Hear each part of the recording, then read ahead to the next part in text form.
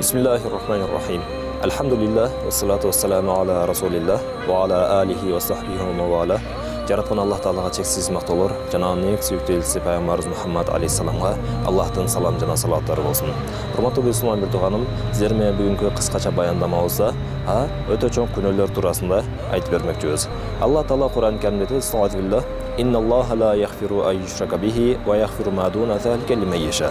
Чыныгында Аллах Таала ага күнөө шерик кошкондорду Алла Таала кечирбейт. Бирок шириктен башка баардыгын Алла Таала кечирет деп өзү Кур'ан-ы Каримде айтат, урматтуу биртуганым.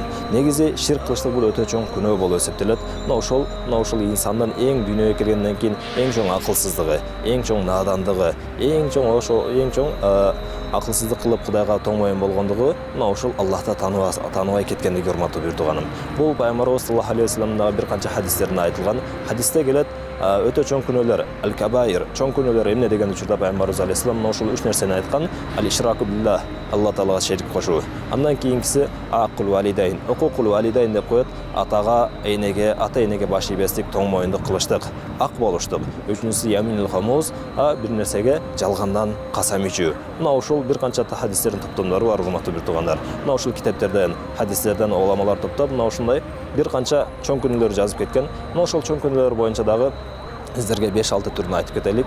Чоң күнөөлөрдүн биринчиси мына ушул аль-ишраку биллах, Аллах Таалага шерик кошуу болуп эсептелет. Экинчиси ас-сихр, сыйкырчылык менен алик болуу. Сыйкырчылык кылгандар дагы, урматтуу биртугандарым, өтө чоң күнөөгө, ширкке кошуп калган болот. Үчүнчүсү мына ушулдай катлун нафс, адам өлтүрүү, бирөөнүн канына кирүү, бул дагы өтө чоң күнөөлөр болот. Андан кийинкиси мына ушул аклу риба, сүткордук кылуу, сүткордукка акча берүү, сүткордукка пара алуу, мына ошолордун баардыгы өтө чоң күнөө. Андан кийинки аклу малил ятим, жетимдин малын жештик. Жетимдин малына кол сунуштук, бул да өтө чоң күнөө болот.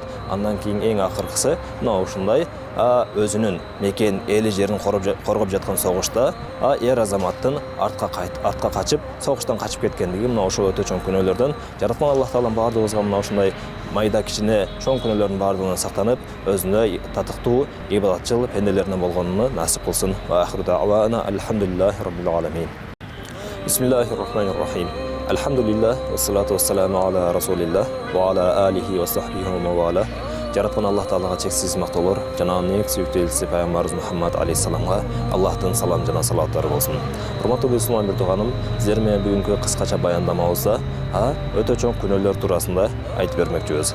Аллах Таала Кур'ан-ы Каримде "Estağfirullah, innalloha la yaghfiru an yushraka bihi wa yaghfiru ma duna zalika limen yasha."